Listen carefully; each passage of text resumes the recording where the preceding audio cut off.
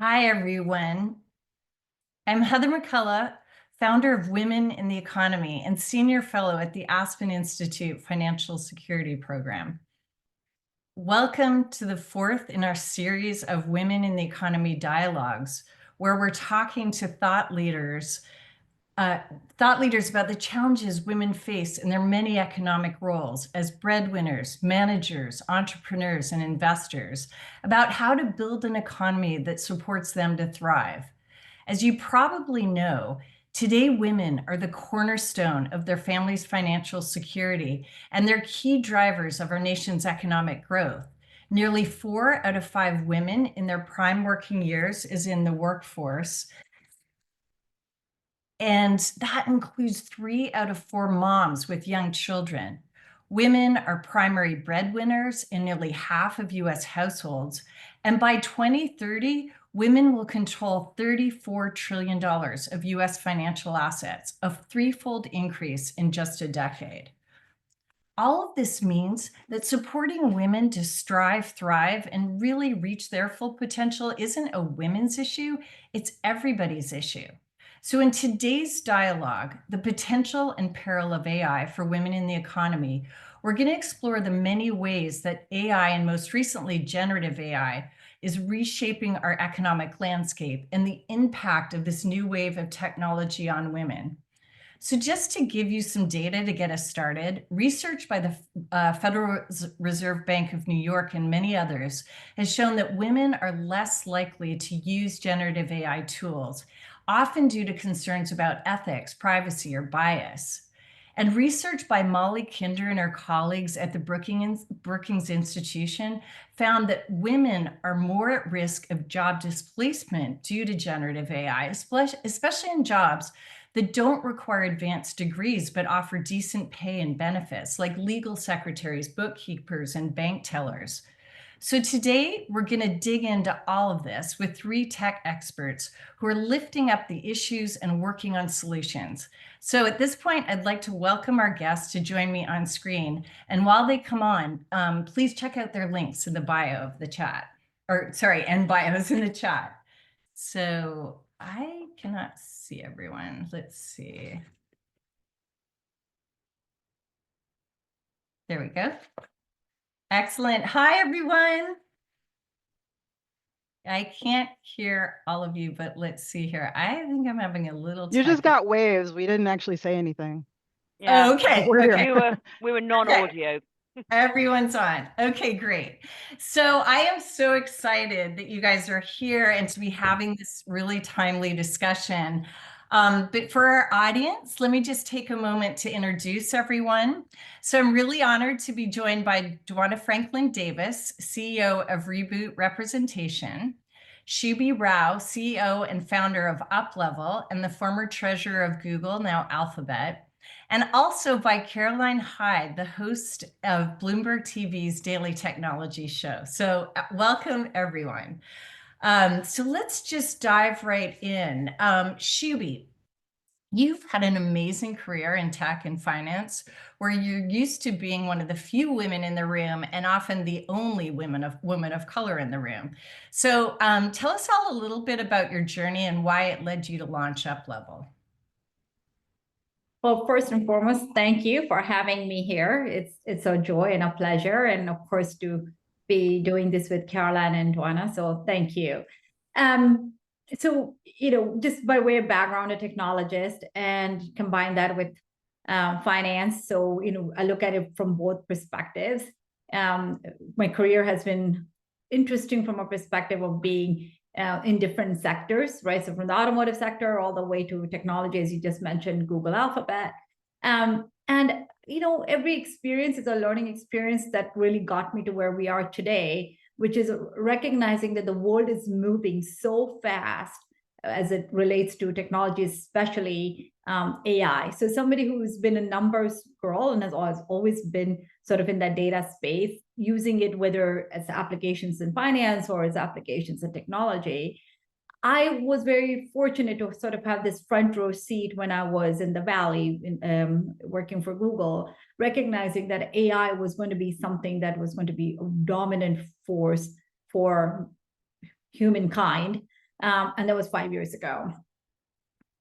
For me, I think the biggest concern was if that's the case, where is the gender data? And asking that one simple question, where is the gender data, is what led to starting Uplevyl, which is you can't just go and buy gender data. And so we need to go away and build gender data sets. And so that is how I started on this, on building Uplevyl, was to build the first set of that gender data to support women professionally, personally, and financially. There is so much that we need to really build a proper gender data set across women's health or policies and, for just various financial needs and issues that women have. So that's really, where I am today is sort of a culmination of those career experiences, personal experiences, mom, daughter, wife, employee, now founder by default, is trying to solve that, help women solve and be the technology partner to get to gender parity, right? So we all are working towards solving this economic security issue, gender parity issue. So many programs, so much happening, but we need technology to be that enabler. So this is where we are today, to be that technology partner, powered by AI, powered by gender data sets.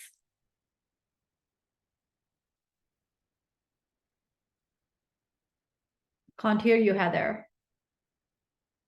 You would think by now. So Caroline, I'm going to turn to you next.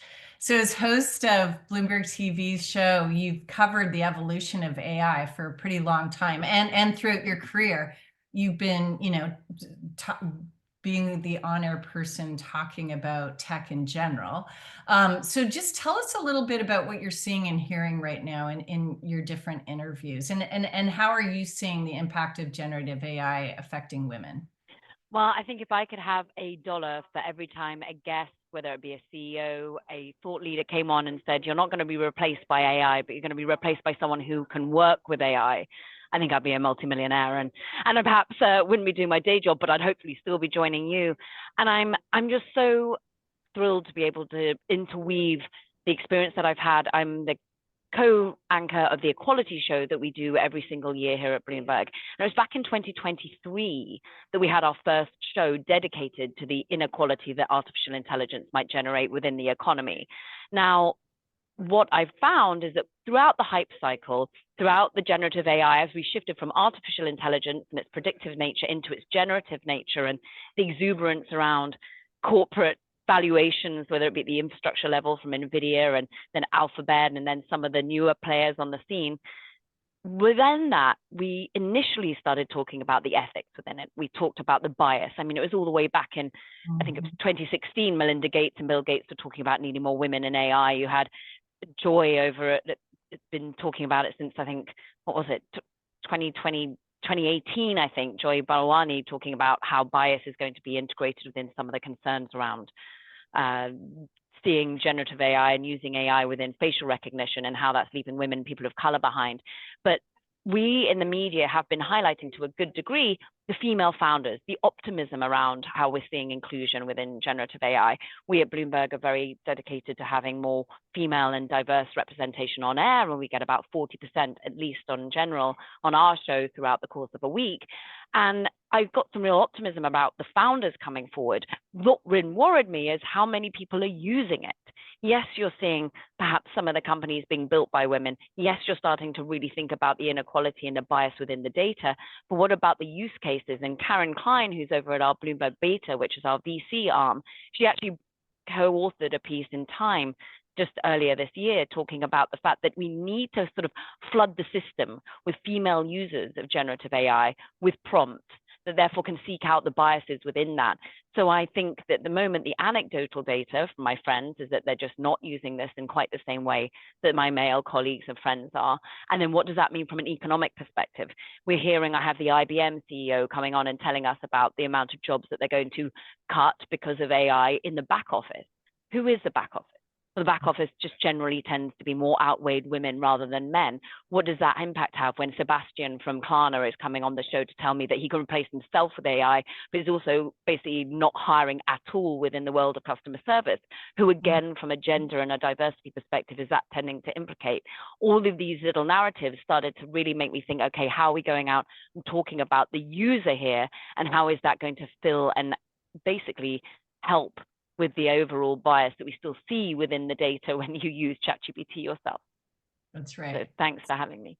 Oh, absolutely. And Dwana, bringing you into the room. So you have been CEO of Reboot Representation for a while now, 6 years, 5 years. Yeah, because you and I met a long time ago. And what I was amazed about is how you've been working with tech companies, and really with all of you focused on increasing the participation of talented young women of color and women and girls of color in the sector. So tell us a little bit about that, and why is it so important, and what are some of the things that you all have learned along the way? Awesome. Heather, we met at the top of 2020 before the world changed, and I was a new CEO. I came from tech like Shubhi did, and I was excited for the opportunity to be able to help a specific and intentional portion of the pipeline. Reboot's founding mission was to double the number of Black, Latina, and Native American women graduating with computing baccalaureate degrees by 2025. And that's a huge mouthful, but I am excited to share that we announced in January we accomplished that goal 2 years ahead of schedule. For those that are data people like me and Shubhi, we disaggregate the iPEDS data, zip code 11, CIP code 11, by both race and gender. You might hear me say the acronym BLNA. We use that to be like shorthand for Black, Latina, Native American.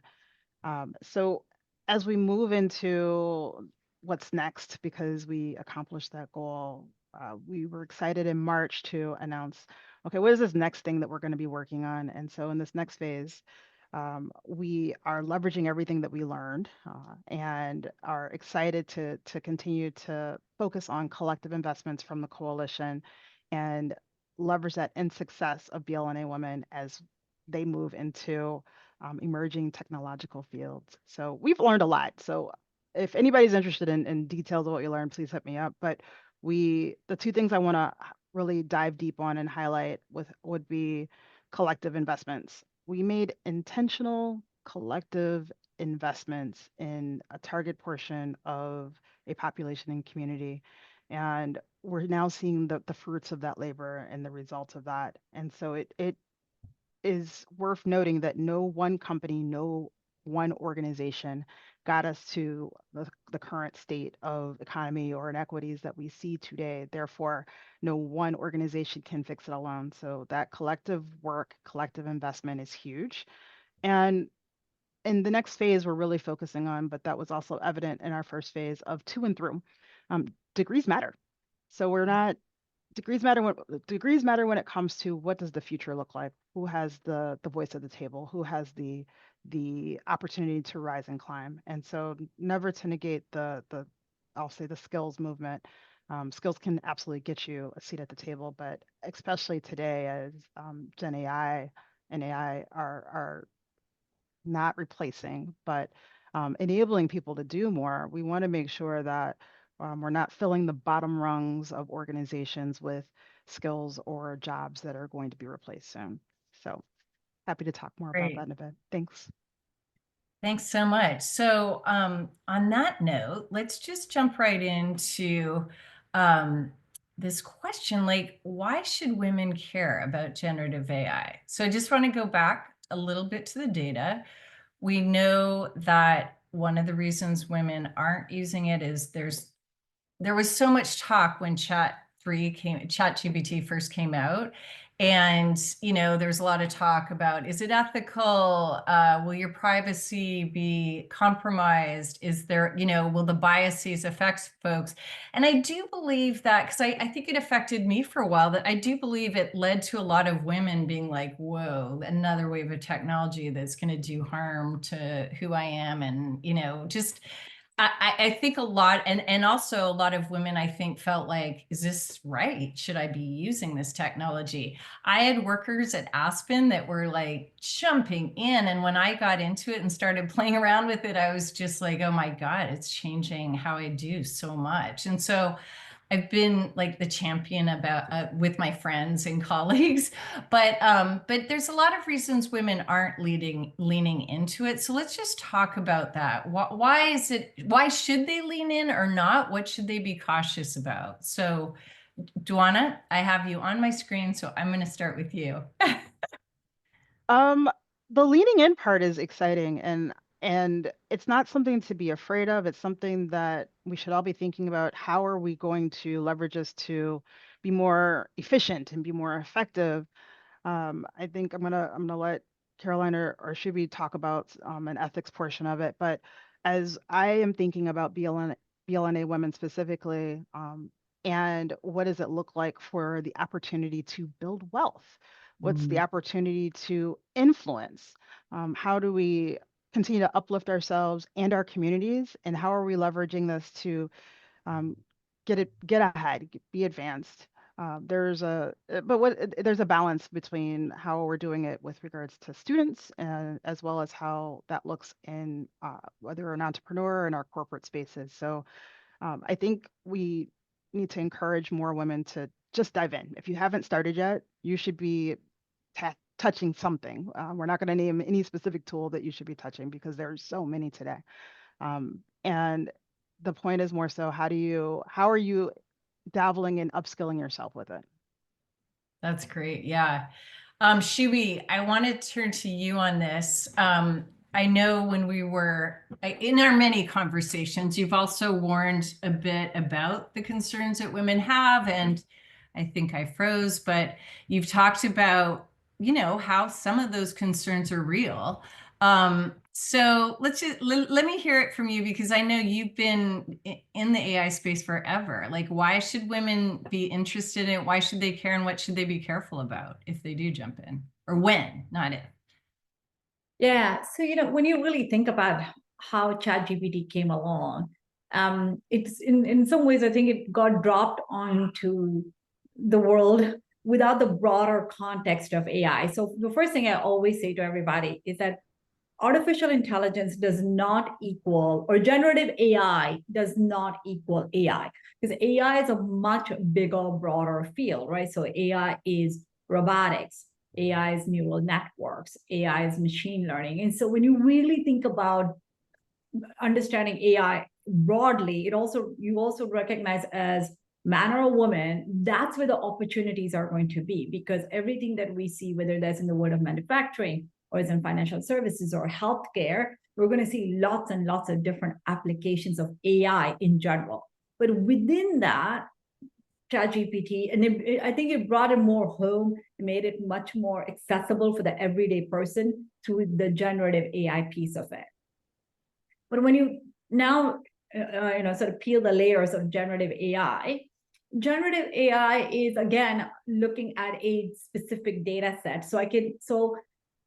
And how did ChatGPT get trained? It got trained from scraping all of the internet, right? So the internet, good, bad, or ugly, it reflects society. It reflects who we are, misogynist, narcissist, sexist, racism, all of that came together with this data package, right? But I feel that so to a certain extent, what women feel like, can I really just trust it right out of the box? I think that skepticism is healthy, because you do need to make sure that you shouldn't just assume it's gospel and take it at its word. You need to make sure that well, does this really make sense? Use your judgment, use your analytical, your critical, logical thinking but what I do think it's really good about is it gives you that practice of playing, testing, developing that muscle of being skeptical, because its applications are not going to be more just using it to simplify your life. The bigger, broader opportunities, where as our jobs are shifting, is going to be in more of the specialized data sets, right? So you think about where the world is going today, is that every company, every organization has a lot of its own data, whether it's data around customer success or operations or manufacturing or credit, lending, you just name it, right? Every company is sitting on its own data.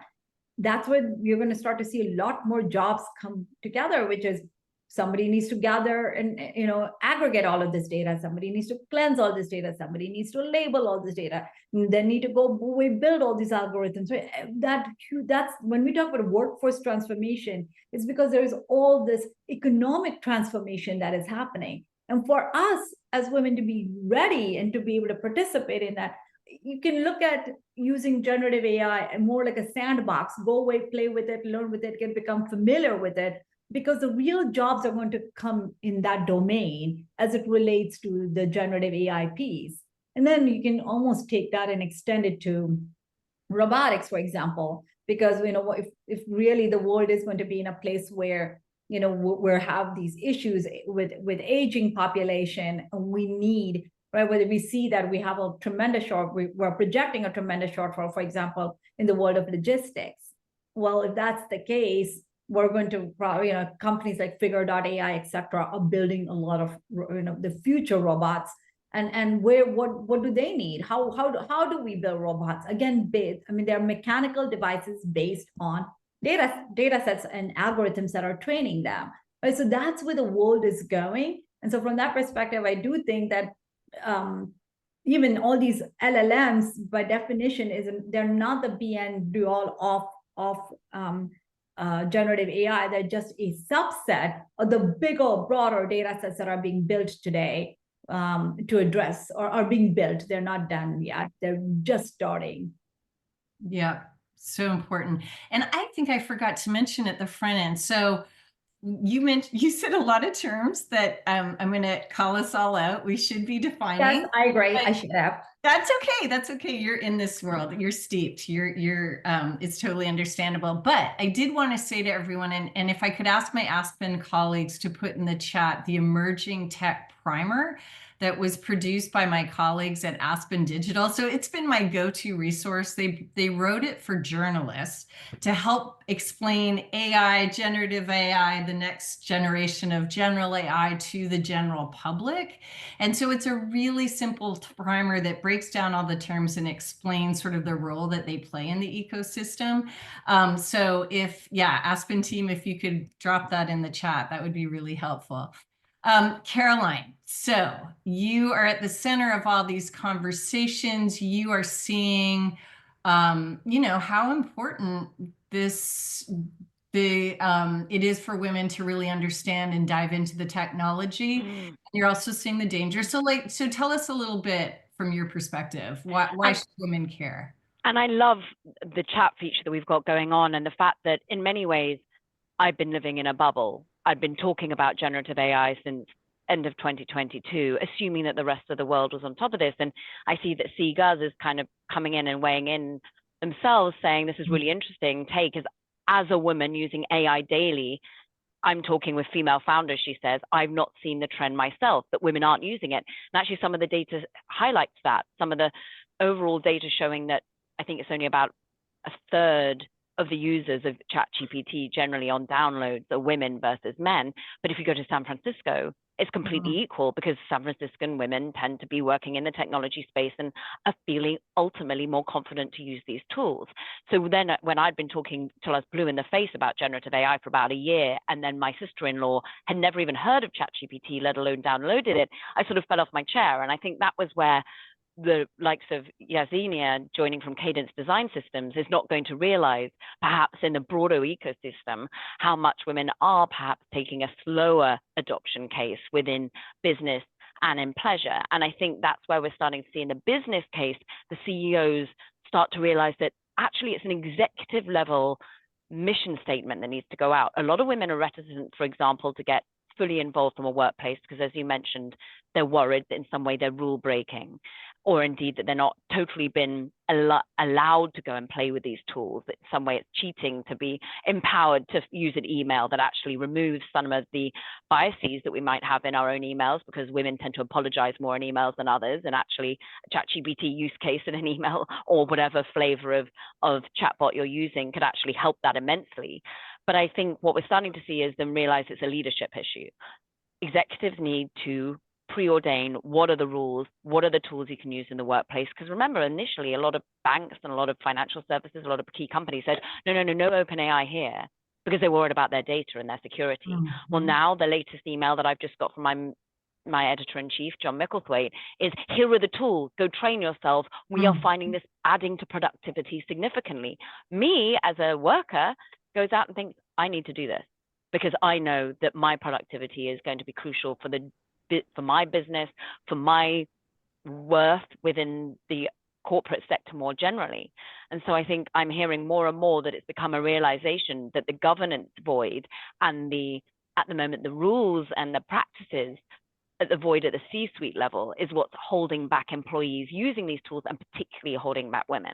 So we're now starting to see that that's the realization, and I'm therefore optimistic that we will see a broader embrace, and that will mean that, like you and like me, I'm able to have my childcare system totally written up by ChatGPT at the start of each week, rather than having to laboriously type it out myself. Perfect. Yeah. I have to say, one of the things that inspired me so much is when we, at Aspen, where people were demonstrating how they're using it to get others interested.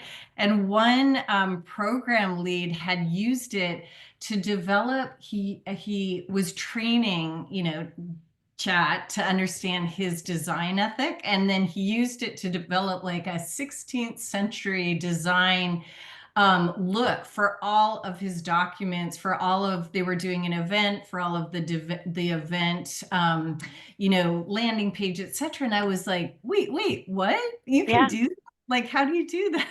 And I think that's where I'm so excited that some of the things that have held women, people of color, or minorities back in the workplace can be helped by these sorts of tools. Look, we're going to be able to reduce apologies in our emails. We're going to be able to turn to someone for mentorship that we perhaps so lack from an executive C-suite level, because you've actually got this tool now that knows you more than anyone, but also knows the entire data on the internet to tell you how to navigate certain circumstances in the workplace, how you might be able to think about getting the next level job up. And it's coming from you from ultimately a computer rather than a person, so you don't have to worry about affecting its feelings. My husband can ask so much more of ChatGPT or any other tool than I can, because it knows more about him, and he can therefore use it almost as a way of just bettering himself. And I think that's an important tool that we all use. Yeah, so helpful. So Shubhi, I'm going to turn to you next, because I know you probably are dying to jump in. But I want to just give a shout out to the accelerator that you developed, and I'd love you to talk a little bit about it, because one of the things I've learned talking to you is that, well, and in our conversations, women don't have as much time to experiment with new technology like chat, like generative AI, out of the office, because they've got their second shift as caregivers. So we need time to do it at work for women who are working. So talk about the solution you developed at Uplevyl for companies to help give women that time and move them quickly into understanding all the tools. As I was just saying earlier, right, we're seeing so much of a workplace transformation happening. And of course, what is the low-hanging fruit, as Caroline said earlier, is really on the operations side, right? So if you look at it, and this could be the operations related to just wash, rinse, repeat kind of processes, or supporting customers, or this administrative paperwork, right? And those are just the perfect use cases for automation or for AI, right? And then there's also been years and years and years of data that these companies are sitting on. So that's the first go-to. But it also disproportionately impacts women. And if you look at if you listen to a lot of earnings calls, you're hearing everyone talking about we are an AI first company, and in the same breath, but we're also restructuring. But they're not restructuring because balance sheets are weak or they're having to restructure out of cost. They're having to restructure because there is this new tool called AI. And I don't know if you saw this last week or was it earlier this week. The Moderna actually, I think, is one of the first few companies that has announced that they're combining HR and IT together, because going forward, we're not going to live in a world where you have technology that is a tool that sits aside, and then there is me, the human, working with my human colleagues. We're going to truly have, my workforce might be 30% digital employees and 70%, or go the other way, right? Like maybe 70% digital employees and 30% human employees. When you sit here and you think about that workforce transformation that is happening right very, very, very much in front of our eyes, it is really critical that we figure out, well, then how do we take this amazing, beautiful, brilliant minds of women that are, again, going to get disproportionately impacted because of this transformation, and get them ready for all these new jobs that are going to be coming down the pike, right? So these are the conversations that we've been having with the corporates. And we've had a few corporates who have, by the way, are already on this journey or are transforming. And out of that was really born the accelerator. And the accelerator is really designed, because what happens is there's a ton of information out there, but it's very sort of specific and siloed to different topics that are within the broader AI world. And what we wanted to design was something that was super comprehensive, but designed through like the female forward female lens that will resonate for women. So that's everything from like, what is foundational AI? What does it mean to show up as a digital leader? What does it mean now to work in a team that is a combination of digital colleagues and human colleagues? How do we think about risk, including the broader cyber risk? What does actually, process rewiring of the business really mean in the AI world? So really giving that very holistic, if you will, training or programming is really important, but again, through that fee. And that's really how the program was born. Then the other aspect was really working with the companies to say, well, this has to be done like at work. So you design the program so that they can take it and actually apply it in the workplace, as opposed to them having to do this outside of their work, right? So really designing the program so it's like they can start to use it from day one, right? So it's really been designed through that, so that women really don't fall behind. So what could we as a technology company do? And so, again, we're not in this business. This is not our core mission. Our mission is to build tech, but this was really to address the need of the hour. Great. So I want to dig into, we're talking about it and touching about it, but the core question here that I'd really like to address is the why. Like, why are women underrepresented as workers, consumers, and producers? So, we've talked about a little bit about the underrepresentation, and you just touched on a great solution, Shubhi. But Dwana, I want to turn to you on this one, because I know you guys have been doing a lot of research and you've been in dialogue with tech companies, and you are making a lot of progress cracking the nut for women who are most underrepresented. So tell us a little bit about what you've learned. First, I'll say we have to start earlier.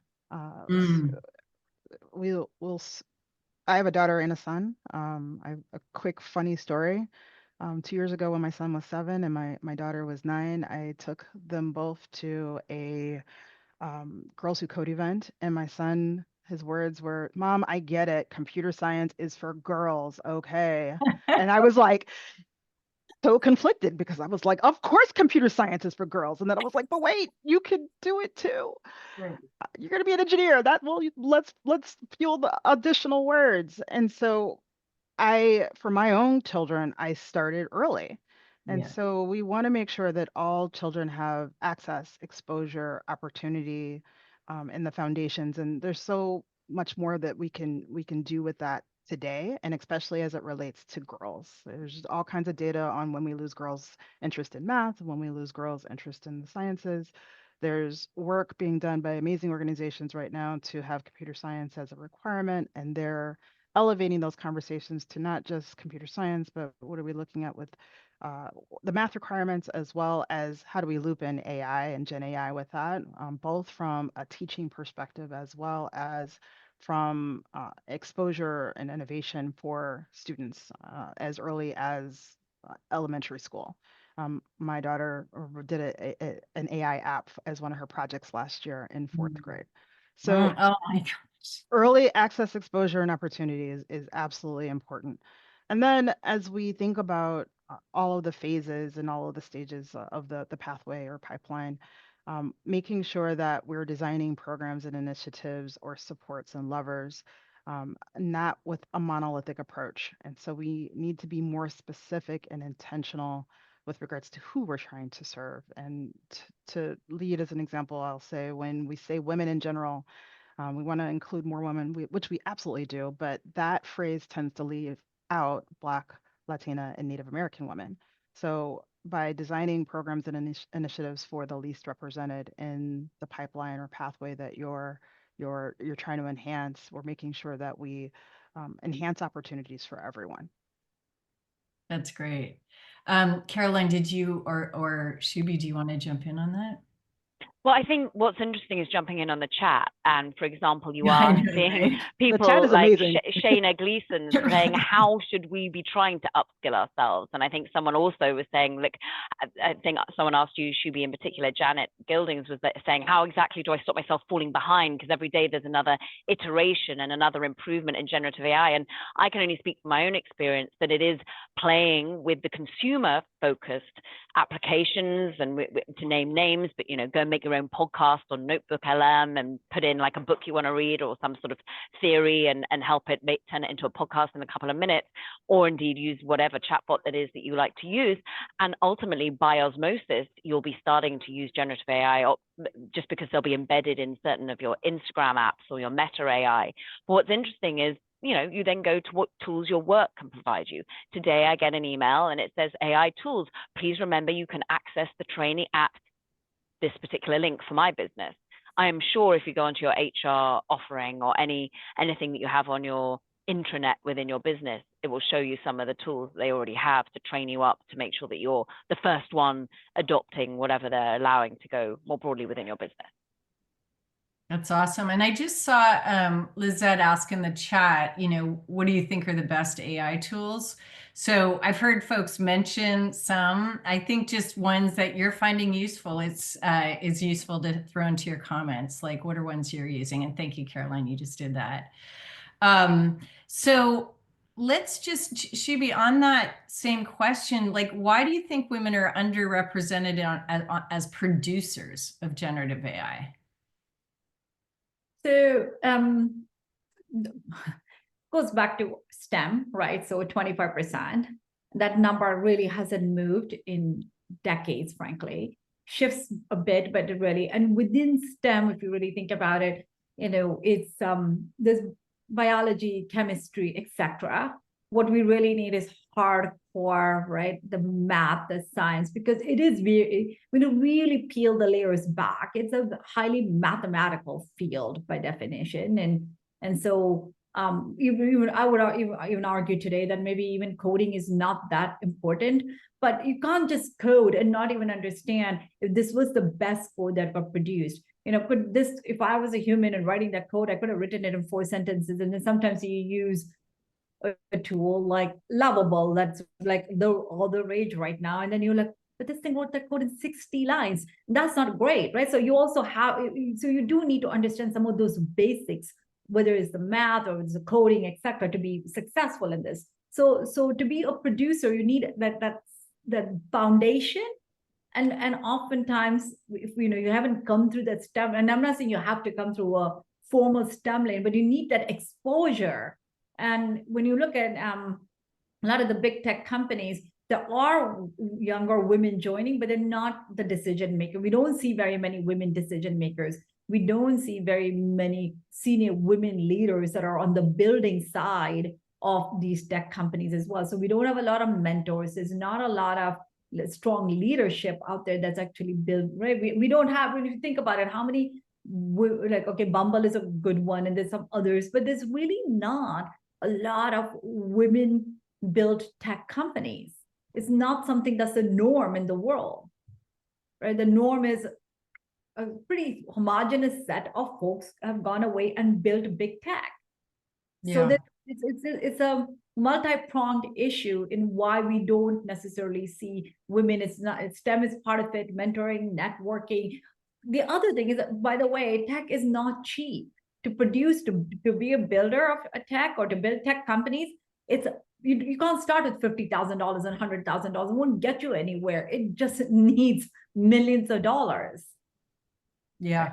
So and women don't get funded. Like, I shouldn't say get funded, but very little. Yeah, and that is really helpful, Shubhi. And I do want to also push all of us to talk about solutions, because I know all of it can feel pretty overwhelming. But I love that you at Uplevyl are coming up with solutions that really do bring women in. Dwana, I just wanted to go back to you for a sec. Like, I know that you've done a lot of research on where we lose girls in the pipeline. And you've kind of mentioned it in your comments, but what is, because I know you've done a lot of research with McKinsey, as you've partnered with McKinsey on it, but like, what are you seeing right now? Where are you guys landing? Where are women and girls dropping out as producers and as skilled workers in the industry? Wow. That's kind of a loaded question. Oh, sorry. There was a jobs Sorry to put you on report. the spot. Yeah, no worries. There's so many answers that in so many places in the pipeline where women can and do fall out. Whether we're talking about tech or just the workforce in general, there was a report that came out last week that talked about Black women specifically being the most impacted segment of the population for losing jobs in today's economy. And so when we think about what are those jobs, they're not necessarily in tech. We're thinking more so hospitality, retail, other federal government, other areas like that, as we've seen a lot of impact from both tariffs and the administration. When we look at what happened with what some called, I mean, these are like old school terms now, recession, the 2020 recession of women outside of the economy. Way back in the day in 2020, there were a lot of reasons where women were, if you were a caretaker of either mom or elders or others in your home or community, it was just a lot to, I hate the word balance, but I'm gonna say balance the load of having to do both. I had my kids were little and they were Zoom schooling, and it was torture for all of us. And then if we think about our latest report that came out in 2023, which is not a DEI report, we surveyed over 2,000 women in collaboration with McKinsey, and we wanted to understand what are the things that you need to be successful in your organization. So we had, out of the 2,000 plus people that were evaluated or surveyed, more than half identified as BLNA women with technical titles. The other nearly half were men and women, non-BLNA. And we had no idea what they were going to say. We gave them a list of 40 plus internal policies and practices, and 9 bubbled to the top. And things like mental health showed up on the list. Things like, I want paid sick time. And so those are things that were important. And as we share them with organizations, it's not something that you need to look at as a checkbox list. It's not like, check, yep, I offer paid sick leave. What came out in the surveys is BLNA women specifically they didn't feel like they could leverage that practice or policy. And then you had to go deeper and understand, well, why are they, if we're offering it, why are they not taking it? And we heard things like, well, I'll use myself as an example. Well, my grandmother said, "Do want to work 3 times as hard as everyone else to be seen as equal." And so from a cultural standpoint, show up, show up, show up, show up, show up. And even as the CEO of Reboot, the first time I got COVID, I worked through it. So how does that show up in our everyday lives? in our workplace, and how does that lead to burnout and things like that. So some of these answers don't actually have anything to do with tech. They have to do with other things, and that report can be seen on our website, and I encourage everybody to dive into those aspects of how to retain women in their companies. Yeah, and I will give a shout out for it. It's a great report. And yes, I feel like it helped me like think about the economy generally and the work we're doing. So to your point, I am going to switch now over to I could pull questions from the chat, but we have a lot coming into the Q&A right now. I encourage everyone to drop them in. We'll do our best to get to them. And if we can't, we will respond to you after the call, after the webinar. So, the first question from Beth, knowing that AI is based on current data sets, how do we handle the bias that exists in the system and already doesn't represent women's equity? Who would like to take that? I'm kind of looking to you, Shubhi, as the tech person. Yeah. Yeah. So, I've shared this quite often, which is when ChatGPT was trained, it was trained off all of the data that's on the internet, right? So it was all scraped. It was about 500 billion tokens. Now I think it's up to 700 something, but so it continues to add to its repository, but we have the data much cleaner for the 500 billion. And of that 500 billion, when you really do the math in terms of published tokens for women, and what I mean by tokens, it means like the small units of data that you need to train, is about 15 billion, 1.5, right? So, and why is that? Because it really reflects the real world. First and foremost, there are many parts of the world where people don't have power, women do not have phones, etc. So those voices are just silent or they're missing. And so it tends to be more Western world dominant. And within that, there's so much user-generated content, machine-generated content. So if you really look at how much women publish, right, whether you look at it through the lens of academia or nonfiction, etc., women's voices are just missing, or they're often much smaller. And so that's exactly what the internet reflects. So it is very dominant by definition for the other gender. And that's the reality. And that is why it's not like OpenAI deliberately went out and found data sets that were more male dominant. It is just the reality of what the internet reflects. So, I think, well, yes, absolutely, we would expect those biases to be there. Now, there are some tools that are being developed to filter for those, but it's expensive, right? It's expensive. It takes a lot of compute cycles. It's not something that's easy to implement, because biases in itself, and again, it's a field that's developing pretty rapidly, but it's a really large and broad and deep field to even define all these biases and to write all those programs and then create the filters and then put it overlay, right? So you can do it for small things like, okay, images or vocabulary, but again, you can't just even filter those biases. Let's say filter it for North America, but you have to filter it for context and different languages, right? So it's you're trying to clean the ocean, and that's not that easy to clean the ocean, because if we could clean the ocean, we would have done it, as a human race by now, right? It's exactly that. So that is why the better answer is use it. For sure, use it. Just use your judgment and your critical and analytical thinking, and be skeptical, and make sure that you don't just take it as gospel. Thanks so much, Shubhi. And having said that, let's go and build the gender data set. Yeah. That is the counterforce to it. Yeah. So get women's health data and all the information that we need. So as you're doing, yes. So did either of you want to answer that one? Because if not, I'll go to the next. Caroline or Dwana, did you want to jump in? I'm just going to tag on to Shubhi's last point. and disaggregate by race and gender at the very least. Build the data, gender data, disaggregate race and gender, and other things that we care about, like veteran status and caregiver status and other Correct. things that we can layer on top of that. Yeah.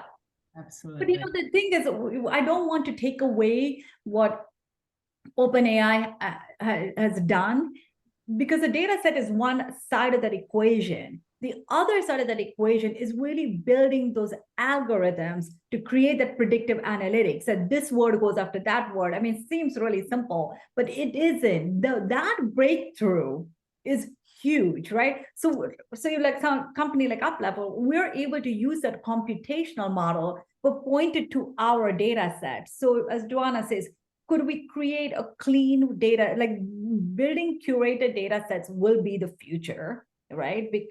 As we need for those special use cases, but you can use that computational models, which is it's called the RAG technology, but we won't go there. But just use those computational models, because that is expensive.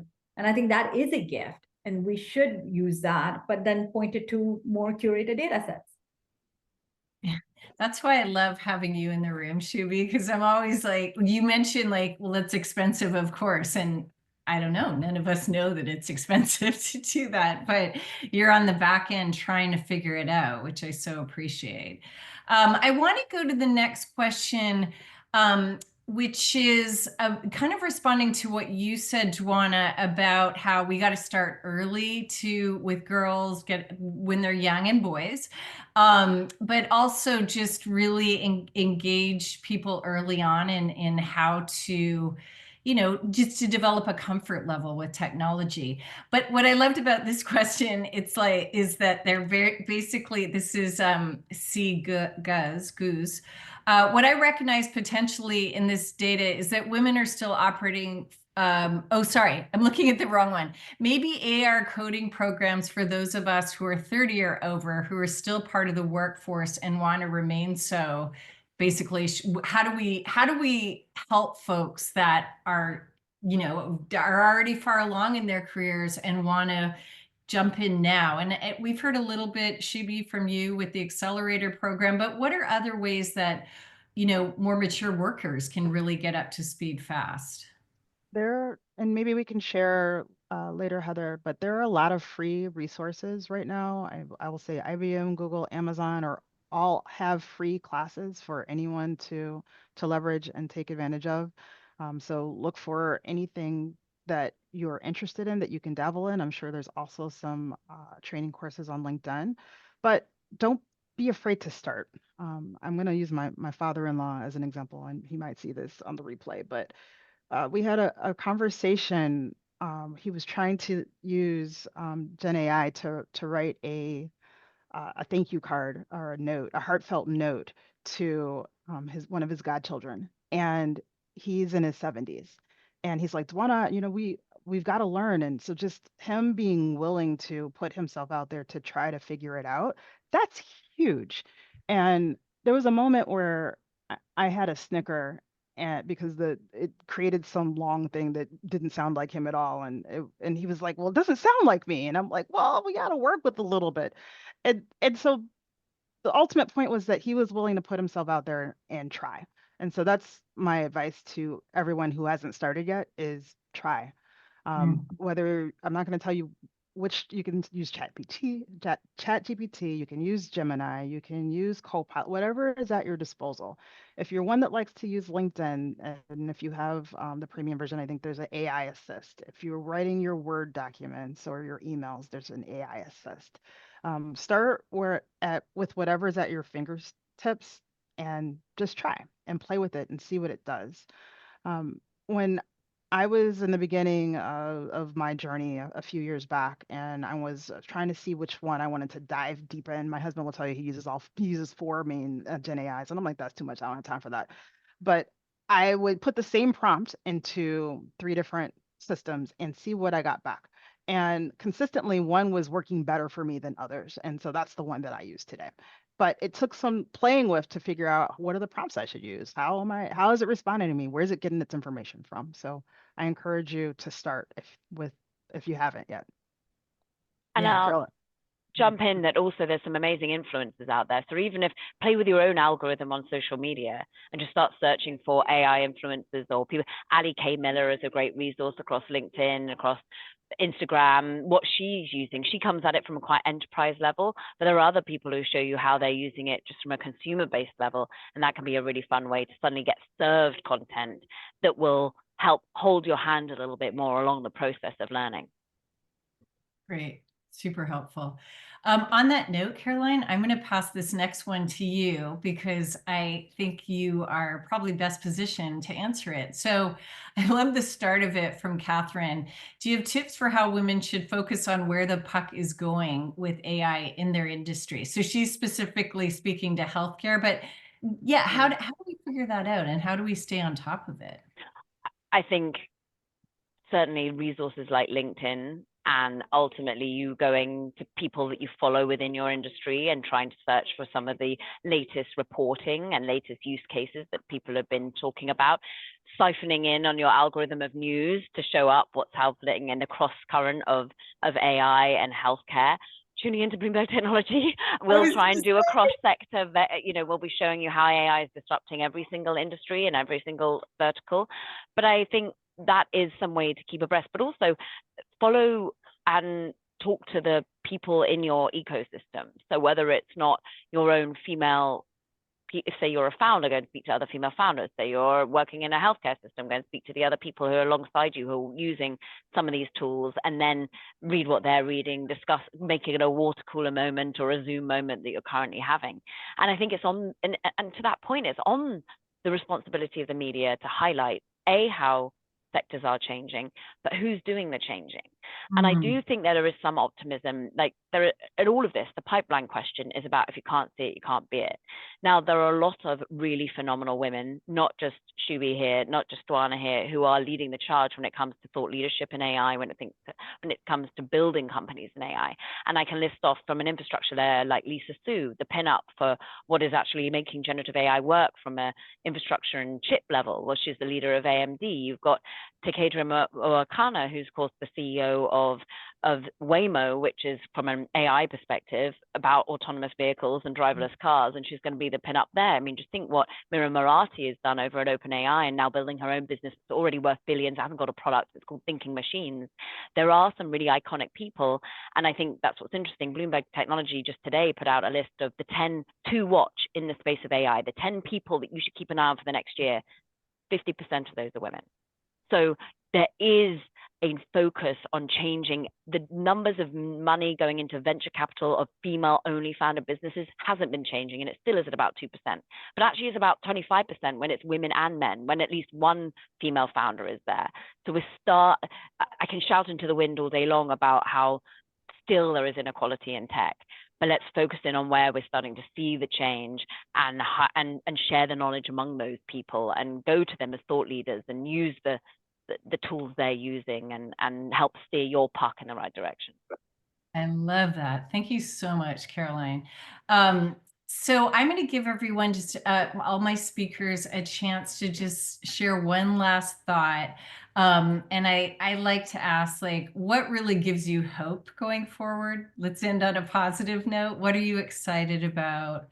So Dwana, let's start with you. The students are giving me hope right now. With our first mission focused on the class of 2025, and watching their graduation post on LinkedIn, and whether they know that Reboot funded or supported the thing that helped them, it's given me life and joy to watch them cross that line and launch into the next phase of their tech journeys. Yeah, awesome. That's fantastic. Shubhi, how about you? Wow. For me, I think beginning to see that how technology can not only just be part of like we're not just as women as be users of this technology, but perhaps we could own the technology. We women can actually lead the AI age. And just as Caroline just said, there are quite a few women now that are really stepping up and doing some super interesting things that imagine if we all could come together and collaborate, what that would mean for the 50% of this world's population. Love that. Thank you, Shubhi. Caroline? What gives me optimism is that I think generative AI can take a lot of the workload that tends to have fallen on women's shoulders. And and that's a stereotype to make. I luckily have a husband that does more than his 50% of the at-home care and family planning. But go look at companies like Uplevyl, which is built by Megan Joyce, which is about helping generative AI order the presents that you want to book the party that you need to book, do the administration, get the handy person round, all of those. There are these businesses being built by women, being funded by women. Go look at what Grace Isford at Lux Capital is currently financing, because she's been leading the charge for years in generative AI allocation of capital. So too has over at Sequoia. We've had some amazing checks being written by Stephanie Zhang. What gives me hope is there are some brilliant brains allocating some fiercely fought over money into some really exciting, productive tools that I think can make all of our lives an awful lot better. But we're just going to have to fight through some of the bias in the data a little bit more. And to do that, flood the system, go use it, and tell it when it's being biased, and it'll get better for you. What a great way to end. Flood the system. All right, everyone. What an amazing panel. I am so honored to have been in conversation with all of you. For the folks that are watching, please do fill out our survey and share your ideas on topics you want us to be talking about in our next Women in the Economy dialogue. And again, I just am really honored and grateful. Thank you, everyone. And thank you, Aspen Comms team, for your support. And with that, we'll say goodbye. Bye, everyone. Thank you.